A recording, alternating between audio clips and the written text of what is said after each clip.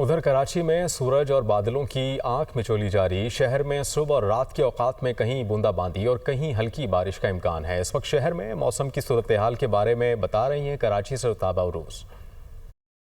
कराची में मौसम की बात करें तो शहर में जो है वो मतलब जुज़वी तौर पर अबर आलूद है। कहीं हल्की धूप निकली हुई है तो कहीं बादलों के डेरे हैं। महकमा मौसमियात के मुताबिक आज यहाँ पर इसी तरह से मतलब जुज़वी तौर पर अबर आलूद और मौसम मरतूब रहेगा।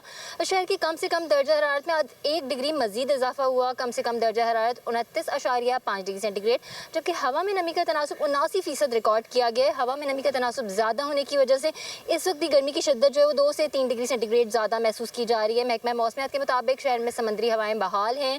इस जुनूब मगरब की सिमत से 11 किलोमीटर फी घंटा की रफ्तार से हवाएं चल रही हैं। इसी तरह से दिन के औकात में मगरब जुनूब मगरब की सिमत से हवाएं चलती रहेंगी। आज यहाँ पर ज़्यादा से ज़्यादा दर्जा हरारत 33 से 35 डिग्री सेंटीग्रेड तक बढ़ने का इम्कान है। शहर के मुख्तलिफ इलाकों में सुबह और शाम के औकात में कहीं बूंदाबांदी और कहीं हल्की बारिश का भी इम्कान बताया जा रहा है। जी।